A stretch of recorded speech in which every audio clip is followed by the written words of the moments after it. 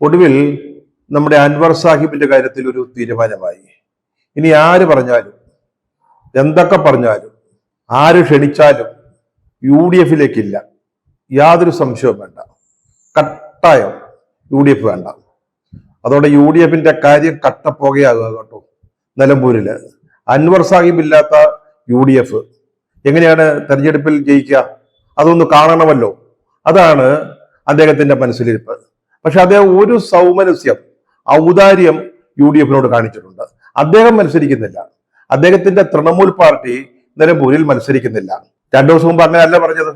തനിക്ക് പൂർണ്ണ അംഗത്വം നൽകി തൃണമൂൽ കോൺഗ്രസിനെയും തന്നെയും UDF-ൽ എടുക്കുന്നില്ലെങ്കിൽ, UDF-ന്റെ ഭാഗമാക്കുന്നില്ലെങ്കിൽ അവിടെ മത്സരിക്കുമെന്നാണ് പറഞ്ഞത്. അവരുടെ സംസ്ഥാന എക്സിക്യൂട്ടീവോ സെക്രട്ടേറിയറ്റോ ഏതോ ഒരു സമിതി ചേർന്നിട്ട് അങ്ങനെ തീരുമാനമെടുക്കുകയും ചെയ്തു.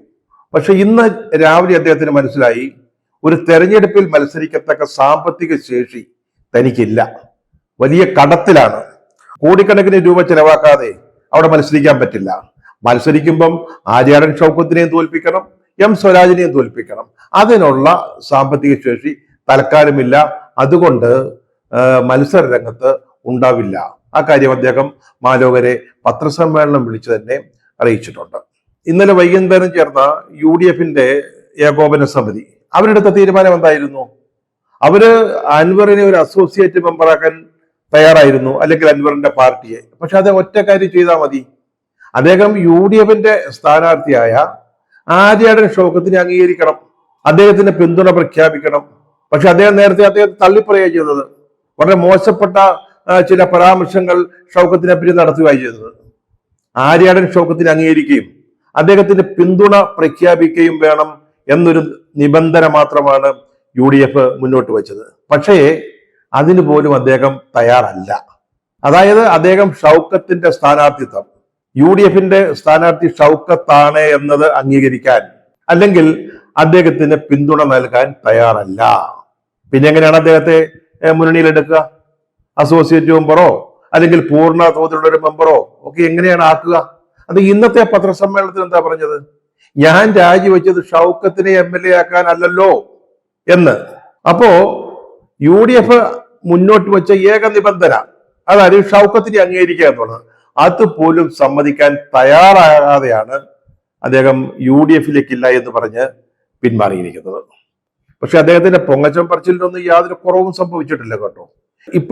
ഇന്നത്തെ പത്രസമ്മേളനത്തിൽ അദ്ദേഹം തൃണമൂൽ കോൺഗ്രസിനെ അസോസിയേറ്റ് മെമ്പർ ആക്കുമോ അതോ പൂർണ്ണ അംഗമാക്കുമോ ആക്കണമോ, ഇതൊന്നുമല്ല പറയുന്നത്. വേറെ ചില ഡിമാൻഡുകൾ അദ്ദേഹം ഉന്നയിച്ചതാ പറയുന്നത്. അദ്ദേഹം 2 സീറ്റാ ചോദിച്ചത് തൃണമൂൽ കോൺഗ്രസിന്. അതൊന്നും ജയിക്കുന്ന സീറ്റൊന്നുമല്ല. മലമ്പുഴ മത്സരിച്ചോളാന്ന് പറഞ്ഞു, അതുപോലും സമ്മതിച്ചില്ല. പക്ഷെ കോൺഗ്രസ്സുകാർ പറഞ്ഞത് ബേപ്പൂരിൽ മത്സരിച്ചോളാനാ, ഞാൻ ഈ അസോസിയേറ്റ് മെമ്പർഷിപ്പ് കൊണ്ട് തൃപ്തനാകാം എന്ന് പറഞ്ഞതാണ്. അതുപോലും സമ്മതിക്കാതെ, ഒരു ഉറച്ച സീറ്റ് പോലും നൽകാമെന്ന് ഉറപ്പ് നൽകാതെ അദ്ദേഹത്തെ പറ്റിച്ചു എന്നാ പറയുന്നത്. മുന്നണിയിലെ പ്രവേശനമൊക്കെ വേറെ കാര്യം, അസോസിയേറ്റ് ആയിട്ട് വന്നോളാമെന്ന് പറഞ്ഞതാ. പക്ഷെ ഒരു സീറ്റ് തരണ്ടേ, അതുപോലും ഉറപ്പ് നൽകുന്നതിന് കോൺഗ്രസ് തയ്യാറായില്ല. അതുകൊണ്ടാണ് അദ്ദേഹം UDF വിട്ടു പോകുന്നത് എന്നാണ് പറയുന്നത്. അദ്ദേഹം പിന്നെ വളരെ പ്രധാനപ്പെട്ട ചില കാര്യങ്ങൾ പറഞ്ഞു. ഈ കോൺഗ്രസ് 199 സീറ്റിൽ മത്സരിക്കും, പക്ഷെ പലയിടത്തും തോൽക്കുകയാ പതിവ്. പക്ഷെ തോൽക്കുന്ന പല സീറ്റിലും കോൺഗ്രസിനെ ജയിപ്പിക്കാൻ അൻവറിന് സാധിക്കും. അൻവർ വിചാരിച്ചാൽ മതി. അതിനു പറ്റിയ സ്വതന്ത്രന്മാരടക്കമുള്ള സ്ഥാനാർത്ഥികള് അൻവറിനൊപ്പം ഉണ്ട്. മനസ്സിലായില്ലേ? UDF-ലേക്ക് എടുക്കുകയാണെങ്കിൽ അദ്ദേഹം എന്തുമാത്രം വിലയുള്ള ഒരു അസറ്റ് ആയിരിക്കും എന്നാണ് അദ്ദേഹം പറഞ്ഞു വരുന്നത്.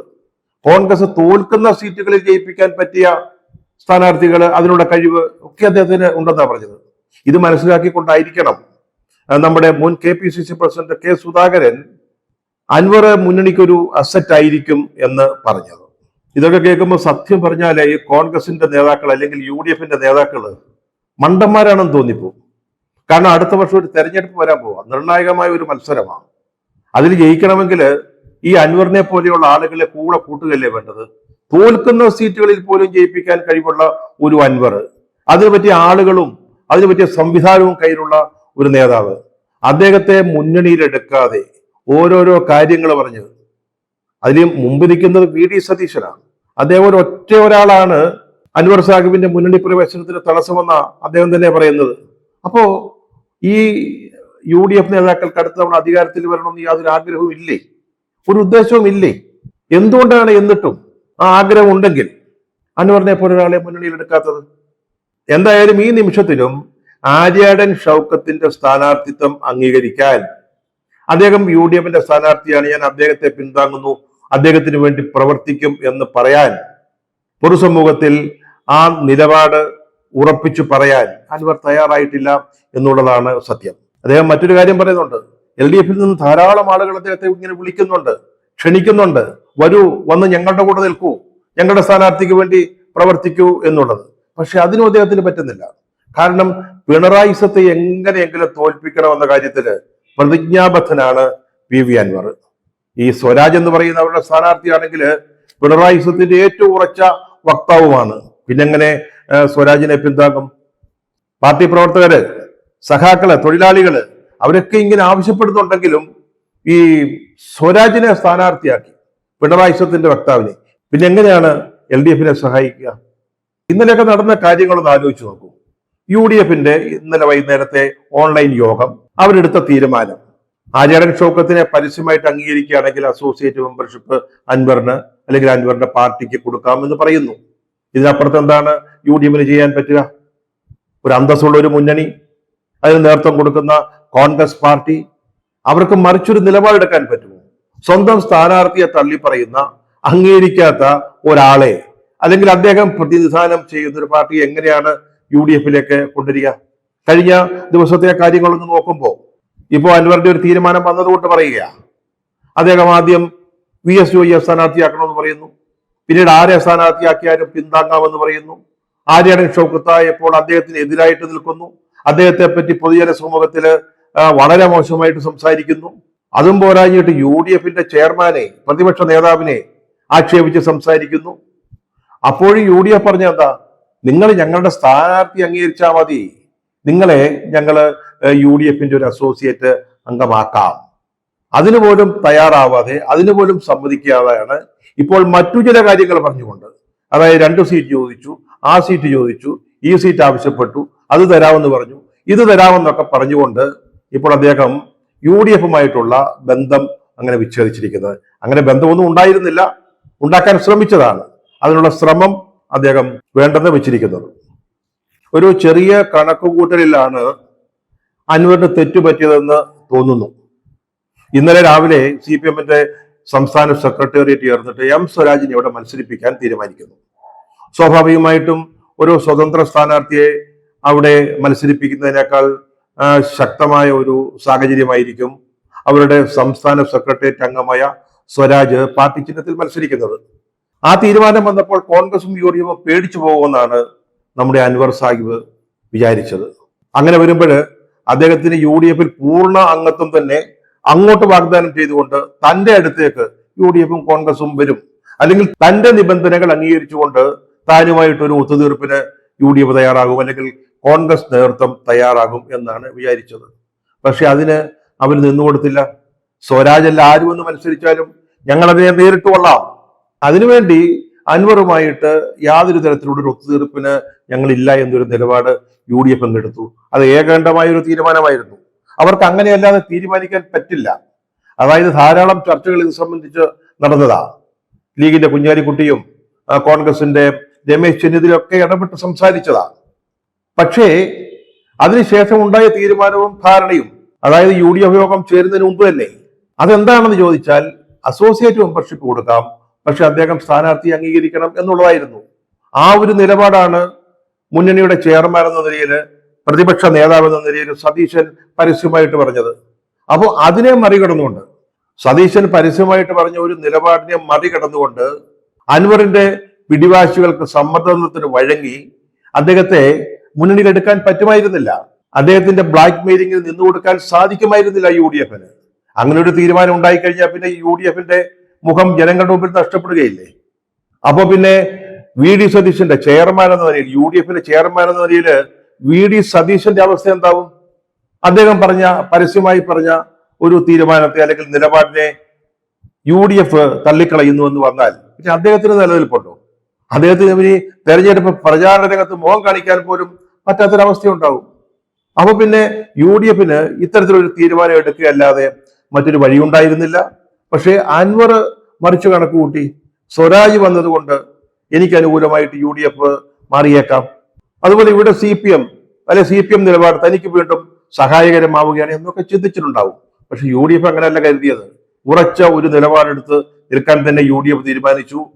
അതുകൊണ്ട് തന്നെ ഇന്ന് അദ്ദേഹത്തിന് ഞാൻ ഇനി യു ഡി എഫിലേക്കില്ല, പക്ഷെ മത്സരിക്കുന്നുമില്ല എന്നൊരു തീരുമാനം പ്രഖ്യാപിക്കേണ്ടി വന്നു. ഇക്കാര്യത്തിൽ യു ഡി എഫ്, കോൺഗ്രസ്, പ്രത്യേകിച്ച് VD സതീശൻ എടുത്ത ഉറച്ച നിലപാട് വളരെ പ്രശംസനീയമാണ്.